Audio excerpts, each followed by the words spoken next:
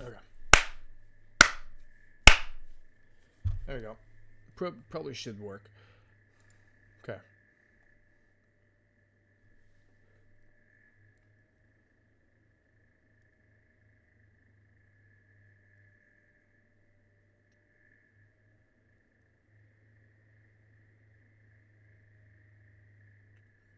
Hi, my biggest three fans. This is Xander, Hybrid Utter Friend. I'm doing my video on House of Leaves. Yeah. Yeah. House of Leaves. Yeah. But before I actually do make this video or go further into this, it is the 28th now. I made this presentation like a week ago, so I haven't made a script or anything, so I'm just going off notes that I have. Um, I think I told you guys this already. I won't be able to make or at least start on the next presentation until the 1st. So, because that's when I'm doing my graduate presentation. But yeah, it'll be fine. I think next one's probably going to be the King in Yellow. So, again, presentation is brought to you by Xander Hybrid Utter Friend, and I'm just going to be reviewing House of Leaves, everyone's favorite horror book. So, what's my actual background with this book? How did I get introduced to it? What have I seen of it from other people? Um, I heard about this from my goat. Pink asked me last time to actually put the YouTube link of this guy's channel because I know I think it was World War Z. The guy said he read it when he was like 12 or something. He read this one much later, thankfully, and instead of putting his latest video, I just put a link to his actual YouTube channel. So he does actually good videos if you want to see, mainly of creepypastas, really shit creepypastas like Jeff the Killer, where Jeff the Killer Jeff the kills you. So, but before actually, other than hearing about it from this, like his recommendation, I have not actually heard anything. I've only read the overall synopsis of the book and saw the rating, but there's not really anything else that I tried looking at before reading these books. So, what's the actual synopsis of this book? I'm not going to read this. If you want to, you can, but really it follows kind of three different stories, or more than two and a half. So, what are the stories? The first story is actually Will and Karen's story in the house. The main thing is written by a older character called Zimpano, I don't fucking know. He has a Hungarian last name. Anyway, it's called the Naviton Record, and it just records what Will and Karen went through in the house, from moving in to experiencing weird events, why they went in, stuff like that. The second one is uh, Johnny Truant's actual breakdown and stuff he goes through throughout the book. And the reason why he's important is because while Zampano did actually write the Naviton Record, which is what the first story is about, the one that actually publishes the book and makes a bunch of the footnotes is Johnny, because by that point, Zampano is dead. And then the third one, or I have a hard time calling it like an actual third story, but so it's more like two and a half. But it's just kind of what Zampano is going through when writing the book, kind of the aftermath of him writing the book, and stuff that goes on with him. So I'll just kind of go over the general stuff, and I don't think I'll have any spoilers. So you should be fine to actually watch this video. So I didn't do this where they all show up one at a time, but that probably would have been nice. Again, the Navidson story is most of the book, and this is actually called the Navidson Record for most of it, or for the in the book, it's actually called the Navidson Record, and it's in the book a movie or a bunch of film clips of this family that moved into this house that had a bunch of video cameras set up. So it's all called the Navidson Records. Zampano just wrote down what he experienced watching these films and making them into an actual film. So you hear about the Navinsons, what their family's like. It's husband, wife, two kids. Um, they move into the house. Why'd they move into the house? They're having a bunch of family issues, mainly with their marriage. They're not connecting as well. They're having issues. I want to say they're having issues with cheating at the start of the book, but I don't know if that happens at the start or if there's stuff about cheating in the book that happens, but I forget if that's something that is like one of the causes of as to why they move. But they really moved just to get out of the spotlight, trying to just isolate themselves for a little bit and focus on their family. So I think the first big event that happens is they experience. The first big event that they experience is, I want to say, a closet appearing in their in the house between the parents' room and the children's room. So they just have a closet that connects both rooms, but that it appears after like a 3 day. They leave for 3 days, come back, closet between both of them, painted like a dark ashy gray, and I think I think at that point you start seeing them kind of fight more. The mom, Karen, doesn't want to stay in the house because she's like, someone broke in and put a fucking closet in my goddamn house. And then the husband's like kind of weirded out. I don't know what actually causes this, but at some point he just measures the inside of the house and measures the outside of the house and notices, hey, the inside's actually longer than the outside, which, kind of weird. But it's really, they experience a weird event, they try to explain the actual event that happens, and then at the end they decide, or at least someone decides, maybe it's not worth it, or maybe they've gotten the answers that they actually came here for, and they leave. Some people don't, some people do. Yeah, I think I'm trying to keep this as vague as possible, but I think that their story is actually really solid all throughout the actual book.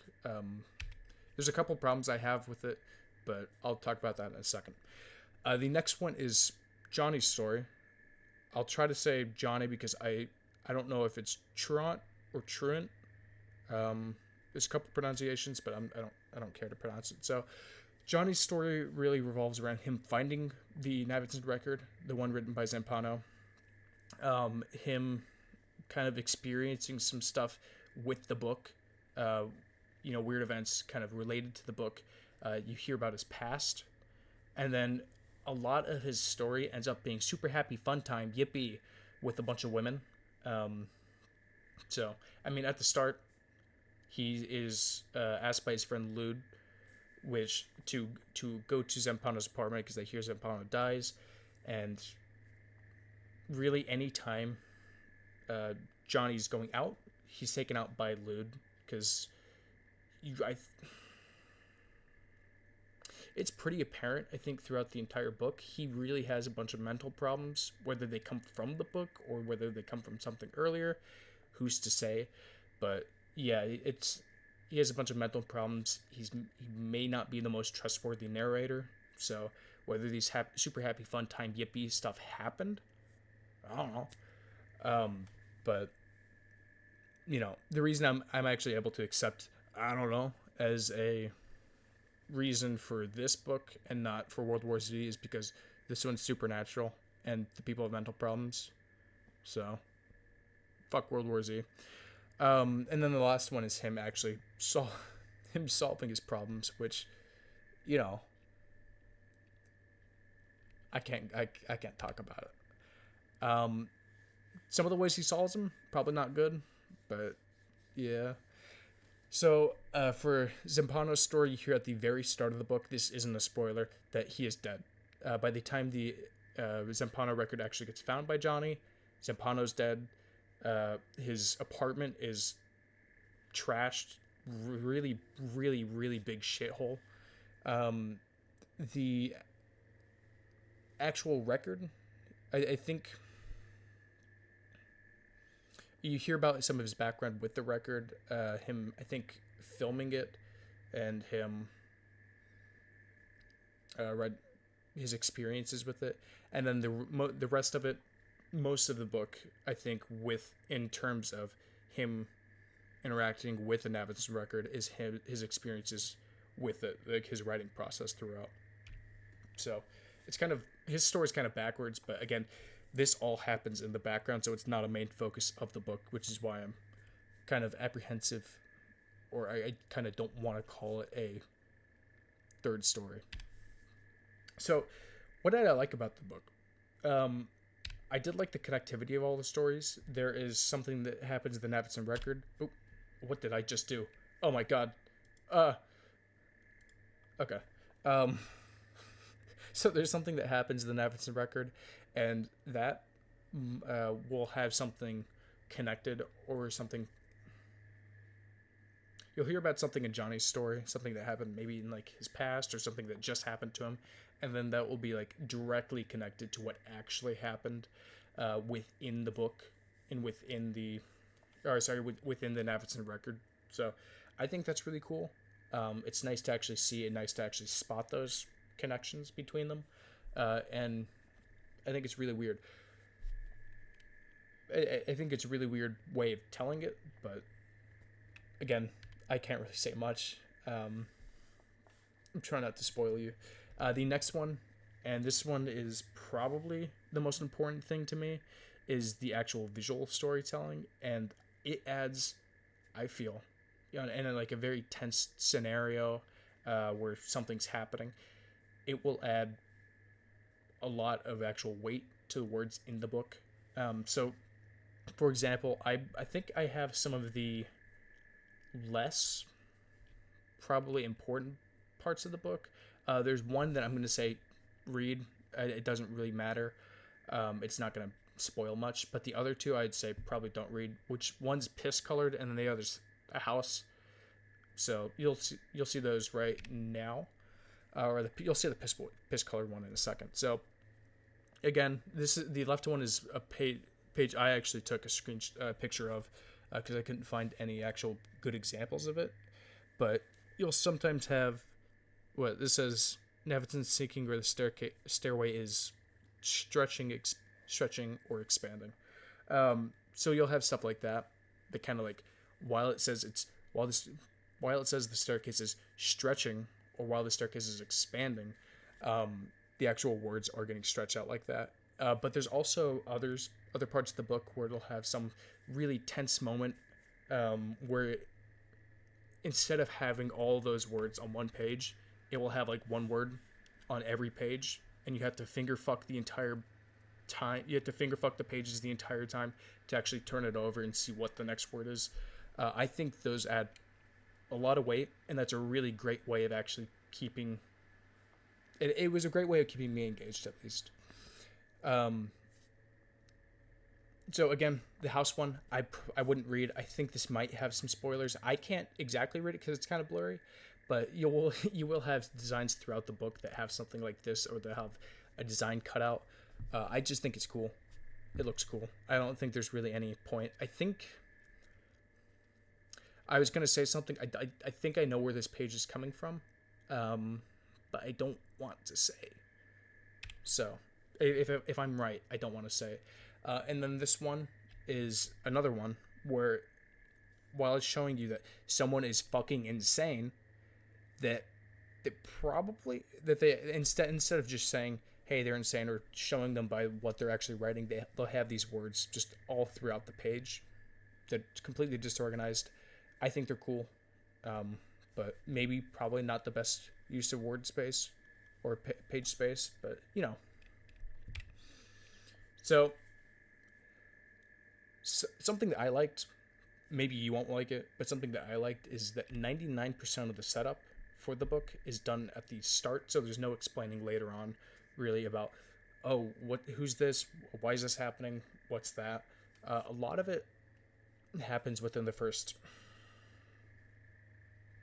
probably 80 pages, 70, 80 pages, so it's kind of a slow start for the book, but I think after right when it hits the 5-minute hallway, actually explaining the 5-minute hallway, that's where it starts to pick up, at least in terms of the Navidson record stuff. the actual stuff that Zampano wrote. Very slow start. So the next thing I thought was really cool was that everyone had a very distinct style of writing or speaking. Um, that's redundant. But everyone had a very distinct way of writing. So Zampano, you could pick out, I think, 10 passages from the book, whether it was Zampano or I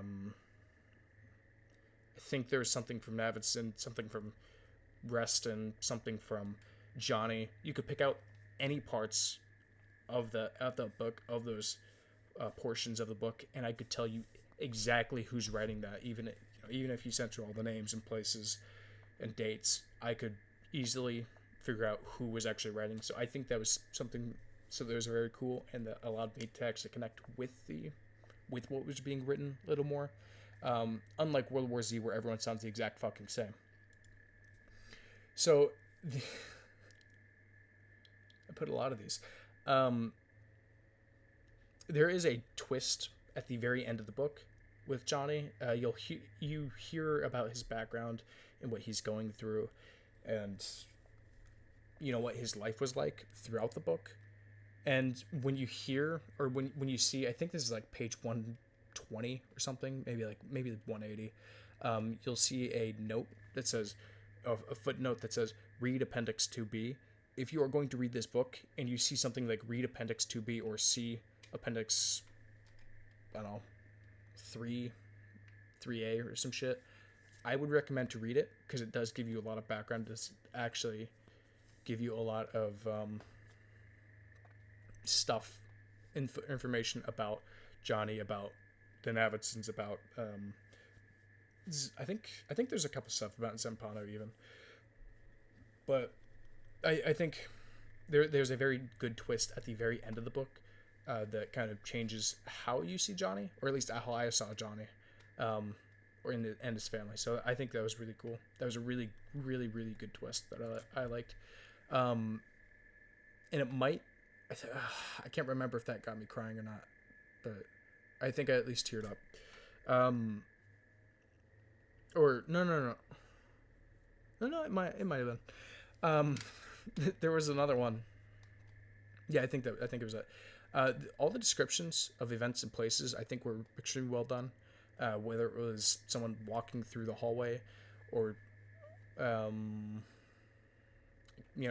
any experiences with any of the strange stuff or any of the strange rooms within the house, I think were extremely well written, and I could easily, at least for me, easily visualize where everything was happening, and where some things were looking like, or where it was leading to, at least. And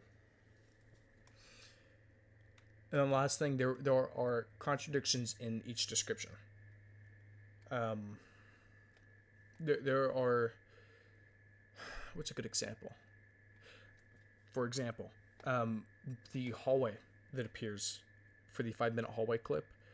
There is about, I think when it's first introduced, it says, "Oh, the hallway was on the east wall," and then you'll hear later on, "Oh, the hallway was actually on the west wall," and then you'll hear later on, "Oh, it was actually on the south wall." Kind of just like little random bits of info that at first you might not see. You might not see that they actually contradict each other, but it's something that's really cool, I think, throughout even catching these contradictions, that they were intended, but it's cool. And this one is just again, kind of the same thing as the visual storytelling. This is where I was talking about, where you have to finger fuck the pages to actually move and see what the next word is. Probably my favorite part of the book, or one of my favorite parts of the book. I can't even talk about my favorite part, even though I have a slide for it. So what did I actually dislike about this book? I did not like Zampano's writing style all the time. His writing style, at least for me, it was really, I don't know. Sometimes he wrote in a way that was really kind of like overdoing it. It kind of just felt like, hey, I'm gonna write really fancily. I'm gonna put all these big words, all these stupid descriptions of shit in the book, just to show you how much I know about it. Just, I know why they did it. I know there's a reason for it. I just don't like it. But it does fit with the book and with Zampano, or what you at least know of him. The biggest one that I actually had a problem with was Johnny's stories. Uh, so I did say earlier that Johnny has a bunch of super happy fun time yippee stuff that happens within the book, and these super happy fun time yippee stuff that happens within the book um, are all in footnotes. So at the bottom of the page, he'll have, you know, he'll talk about his experiences with women, or usually it's with women, but he'll talk about his experiences in life, mostly with women, the stuff he's done with women, descriptions of women, and it will be at like the worst possible moment. I think there's one time where it's talking about the hallway, or what they're doing in the hallway, what they're, wanting to do in the hallway, which I think that, that's what I want to listen to. That's what I want to read. But then you just hear about how Johnny fucked another woman for 3 pages, 3, 4, 5 pages. There was multiple times in the book where this happens. It happens like 3, maybe 4 times, but it really just kind of broke the flow of the story, and I hated it. I didn't want to read a smut book, but apparently that's what I bought. Some of the writing can be out there, and this kind of goes with my last point, which I'll talk about it in a second. But again, this kind of mostly goes towards Zampano's writing style, a little bit with Johnny and what he's saying. There is a point in the book where Johnny is like just fucking crazy, and it's very obvious that he's crazy because he's just saying shit, and there's words, but they're not making any actually coherent sentences. I think there's definitely a reason why it's there, but it was, I don't know. The last one is the professional opinions, and this is something that this is in Zampano's sections where, I don't know. Let's say there's something going on in the marriage. Let's say Karen cheats on Will. So the Navinsons. This happened to the Navinsons. Karen cheats on Will, and there will be like 3 or 4 or 5 fucking people, professionals, that will give their opinion. It's like, oh, this actually goes back to the poop and shitting theory, where blah, blah, blah, blah. It's like, it's just fucking stupid, and it's annoying. But it really just wasn't fun to read. There were some that were genuinely fun to read, but anytime where it starts like psychoanalyzing people, it's just, I don't like it. It's kind of boring to me. It doesn't speak to me at all in any form. And then the last one is actually the connectivity of absolutely everything. I know I said I like the connectivity, but if you are a person that reads a book once and then you're like, I'm not reading that again, I already know what's happening in the book, or I'm not going to read it till 5-10 years later, this can be kind of a downside, because you're not going to see everything that happens. You might catch some things like a door being on a different part of the wall, or some measurement being different, but having everything connect between stories, between people, is not something you'll actually be able to experience the full experience. You won't be able to get the full experience of without reading multiple times. But I think generally this is kind of a nitpick. Again, just reread it if you really want to, but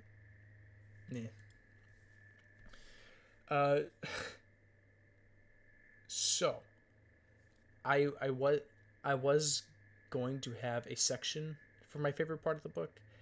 I will not do that because I really, really like this part of the book, and if you do decide to read it, it will spoil you, and it won't. I don't think it'll hit the same as if I just told you now. So this part of the book doesn't actually have much plot bearing or plot relevance, but I really don't want to ruin it. Um, but why is this? I'll give a hint as to where in the book it happens, but there is a part of this part of the book specifically had a extremely, I think, vivid. It told you everything with everything that's happening in the scenario. Just while it's normal, if it looks normal on the surface, everything just feels wrong. And I think all of the descriptions, at least for this part of this section of the book, even however many months later, 3 months later, so I can still vividly actually see this part of the book, and I can imagine all of it happening. Um, it was really good. But if you do decide to read this book, just know it is way later on in the book. It talks about a woman who, while it seems weird because all the women I think he talks about are fucking like, oh man, I can't say that. Oh man. Anyway, he describes this woman. He's like, yeah, on the surface she's fine, but something just really feels off about her. I think he describes her as plastic looking, and she's like she doesn't look right, and she doesn't seem right. On the surface, she's really nice, but she just doesn't seem right as a person. Anyway, she takes him home. But if you get to that section, I think for me that was the best part. So I hope you like it if you actually do enjoy it. Again, I'm not going to spoil this just in case you actually do decide to read it, but it was a fun book, or it was a fun section. So I'm so sorry, that was a terrible description, but whatever. Is this a good book? I would say it's a great book. I actually would recommend, out of all the books that I've read so far, probably my favorite. But you may not want to read it. I think for the 3 people I'm making this video for, you won't have a problem with it. But you may not want to read it if you're squeamish, because this has depictions of rape, murder, animal abuse. There's lots of descriptions of women's body parts. And there's, again, 3... there might be like 6 sex scenes. Yeah, Johnny's like really sex focused. But if you're not fine with any of those, probably wouldn't recommend the book. But I mean, overall, I don't think those really take away from it. I like it. Great book. I did say earlier that you'll have pages that will have like one word on it. So the book, I think, officially has like 720 something pages, 726 pages. I think the real length of it, if you're just looking at pure word count, is probably close to like 500, maybe. I'm not exactly sure, but that's probably being generous because a lot of these pages are just empty space, or they're just doing like a weird, cool design. But it's probably at most like 500 pages, so it's not as long as you might originally think. And I probably wouldn't recommend it if you like happy endings. Half the people, I think I said this at the very beginning, half the people have terrible endings. Some don't. Some have fine endings. Some end up, living happily ever after. A lot of people, this is not the case for, and some people it's just kind of unknown where they end up. So, it just depends on what type of ending you like and what you actually find reading. But no, none of this, I think.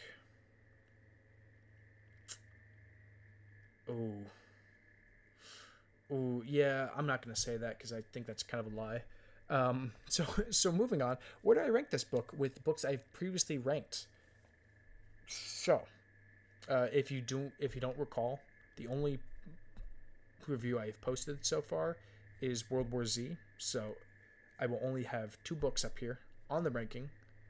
So, if I liked this book and I didn't like World War Z, where's everything gonna happen? Or where's everything gonna be ranked? Number one, House of Leaves. So if number one's House of Leaves, out of all the books I've read so far, it's very clear where World War Z is going to end up. That's right. It's going to end up in number 11. It does not deserve a top 10 spot. But I think the most important thing about this is a picture I actually want to send you. So if you're listening to this while cleaning the house or making food or something, stop that.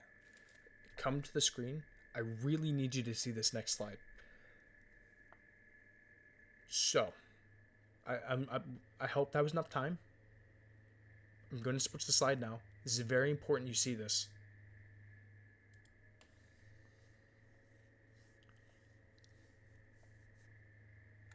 And so that's the end of the video. Real quick before I end this, and I didn't say this earlier. Do you want music like during this so you don't just hear me pause and not say anything? I think that would probably, you know, break up some of the silence that I have when I'm speaking, because again I don't script these and I don't edit them, so I can put, you know, copyright free music or some shit in the background so it's at least something to listen to while I'm stuttering. So anyway, very important slide, very important message. Yeah, that's the end. I love you.